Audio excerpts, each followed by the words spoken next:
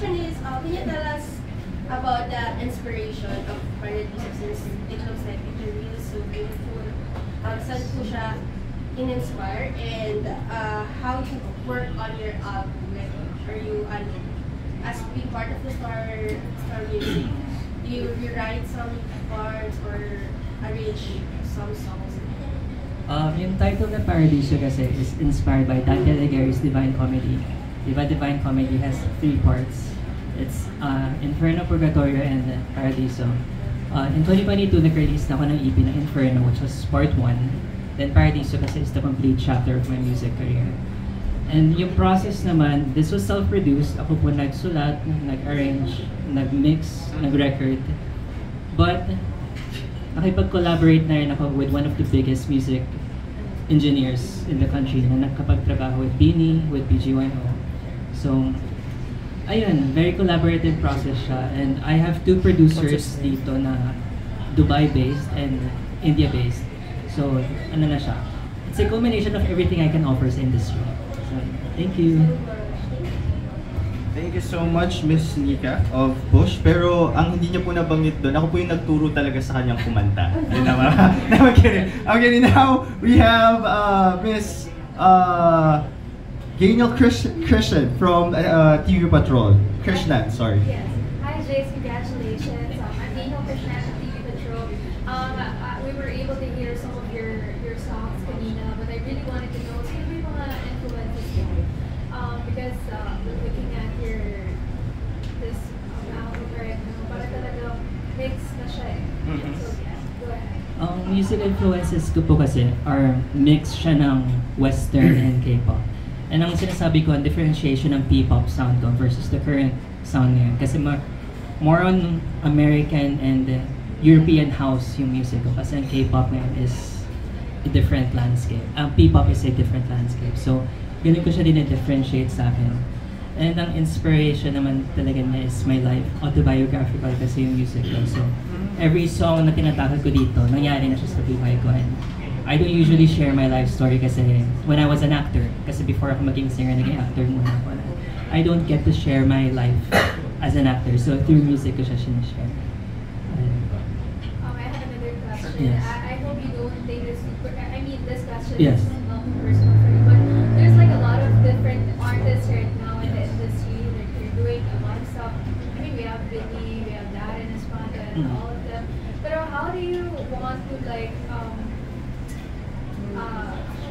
how do you want to traverse into your career right now? Like, paano mo ba siya gagawin? Are you gonna Lagi ko lang naman sinasabi, ever since I started sa industry na I'm not here to compete, I'm just here to contribute kasi gusto ko lang makatulong na i-lift yung Filipino music natin because prior to going local, I was signed internationally. So gusto ko rin, yun, thankfully nakagawa yun ng Beanie, ng BGYO na nagkakaroon tayo ng international recognition and yun din yung trajectory na gusto ko na I went from international to local and I want to go back to international din. And yun din na parang lagi ko sinasabi with the fans na walang competition among P-pop acts. So stop putting us against each other. So ayun. One last question. Yes. So sorry. I heard your voice. It's very beautiful. But who do you want to collaborate with in the future? Marami. Number 1 sa list ko naman talaga is ever since is Miss Sarah Geronimo. But now I'm with Star Music. Syempre, I want to collaborate with Star Music artists. Like sila Darren, sa BGYO, since kilala ko na si Mickey before pa siya maging BGYO. Tapos, I want to work with Beanie din. And especially Sir Jonathan talaga. Lagi ko sinasabi na, I want to work with Sir Jonathan kasi isa siya sa mga music inspirations ko. Na, yun nga, lagi ko sinasabi na kaya ako nag-sign with Star Music is because of Sir Jonathan. So, yun yung isa sa mga dream ko din na nangyayari na siya ngayon. Thank you so much. Thank you. Thank you. Now we have Mr. Bobby Rinquintina from Manila Bulletin. Thank you. Maybe ask for a response from Mr. Jonathan sa sinabi ni Ni Jace. Sinabi ni Jace. Actually, nag-usap kami kanina. Sabi ko nga yung next EP niya, I helped him produce yung next EP. Sabi develop niya rin, maybe we can co-write yung mga Tagalog songs na gagawin niya. So, excited ako for that. So, I'm looking forward to it. And congratulations. Thank you, sir. And then Jace, para we notice kanina sa video, parang you love experimenting when it comes to looks. Meron ka bang like parang style icon when it comes to sa mga When it comes to looks kasi talaga, yung looks na pinapakita ko dito is usually the style na in-explore ko pag nasa ibang bansa ako. So, and I love to do shopping din. So, isa yun sa mga retail therapy is my habit.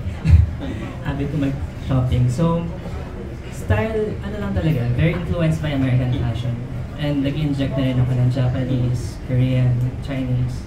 Kasi naman siya, para reflection siya ng lahat ng influences ko, both music and fashion. And mahilig rin kasi ako manood ng fashion shows. So, doon ko tinatake inspiration. Okay, last question. Kanino mo dinededicate ang first full-length album? Sarili ko po. Kasi ang tagal kong pinaghirapan to. Wala akong ibang kailangan ipat sa likod kundi sarili ko. And so I dedicate this to myself. Congratulations to me. Thank you, congratulations. Well, on behalf of everyone, congratulations to you. Now, we have our question from Mr. Alan Policarpo from Inquirer. Alright. So we now move to Janelle Esiliore from Cinema Bravo.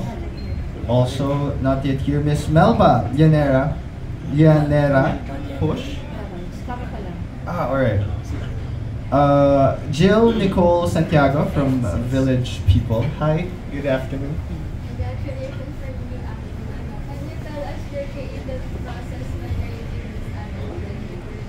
Creative process. Usually pag naliligo ako, pag nasa-shower ako, dun pumapasok yung melody, yung words. Then meron dito isa, Forever, was napag-inipan ko siya. Napag-inipan ko yung buong song, so pag-gising ko, sinulat ko agad. So, ganun yung process ko. Very random, pero usually nga pa nasa banyo ka. Kasi ang daming epiphany pag nasa bathroom ka. Kasi very quiet, very solemn. Usually pag nasa-shower ka, it's very ritualistic. So, yung ideas ko pumapasok. And as a creative person, night owl din ako. So, usually pumapasok yung ideas. Pag patulog na ako, tapos may papasok, so matutulog ako 5 AM na. Kasi once mag-start yung idea, I won't stop until matapos. Ganun siya. As a workaholic. Ayun. Thank you so much. Now we move to Mr. Albert Brian Abilido from Chicanes app. Hi, Sir Albert. Congrats.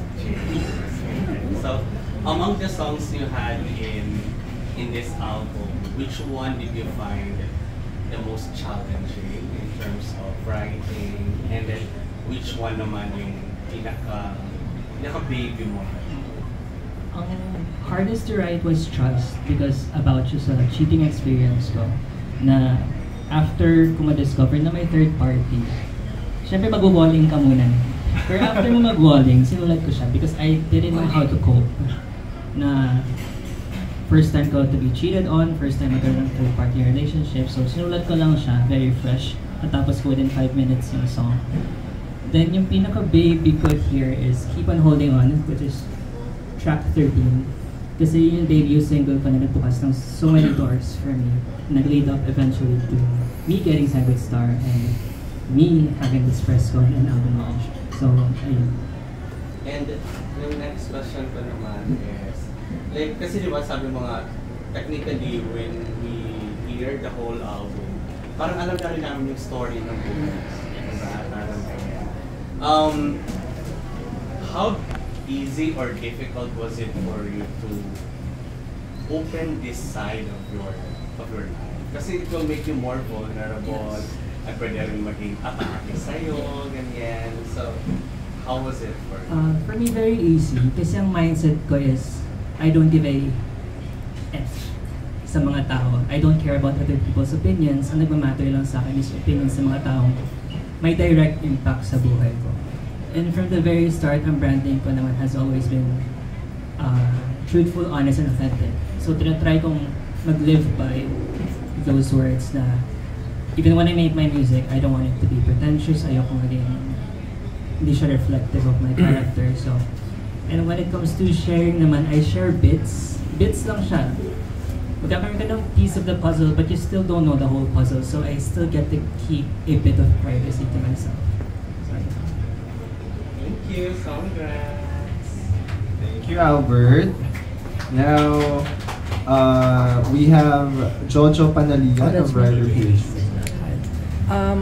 Jace, how are you now with the artistic control? Kasi alam ko you've been an indie artist for the longest time, and most indie artists pride themselves with the control they have over their music, and I can see that with you kasi you write your own songs, even tweak the board just so yung kung anong gusto mong marinig, yun ang naririnig mo sa head mo, yun ang lalabas. But now you're with the major label at hindi na lang ikaw. So how does that work for you? I'm very fortunate naman po ako to have Sir Roxy and Sir Jonathan, who's very much in line sa visions ko. And never siya naging concern kung kailangan ko ba talaga mag 360 just to cater sa mainstream audience. Kasi nung pinitch ko siya, with open arms naman tinanggap yung artistry ko. And I'm very fortunate to have label bosses who are very much understanding, and pareho kami ng vision of what I want. And very thankful rin ako na ginaguide nila ako to widen my reach, to reach more people even with Tagalog songs.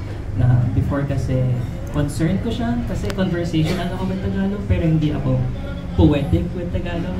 And with Sir Jonathan's help naman, ma-reach ko yung goal na yun. And of course with my friend Hazel Faith na nagko-collaborate rin kami with Tagalog songs na hopefully mangyari with the next project na tinisa ni Sir John kanina.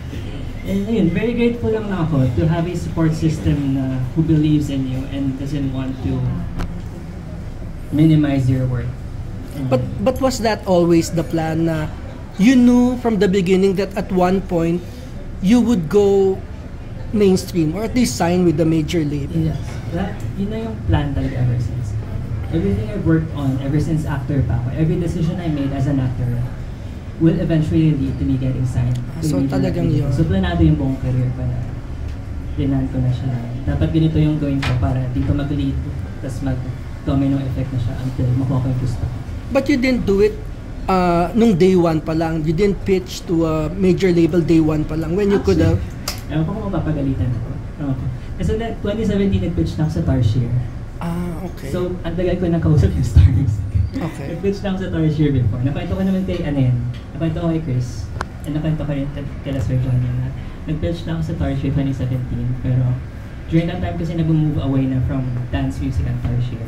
Kasi nag-rebrand na sila. So ang dami kong record labels na pinuntahan. And until napunta ko sa international.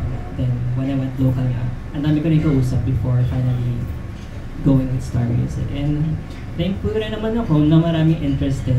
Kasi for the longest time, hirap ako i-pitch yung EDM kasi hindi siya ganun ka acceptable sa local audience kasi they think na trying hard kay to dance music.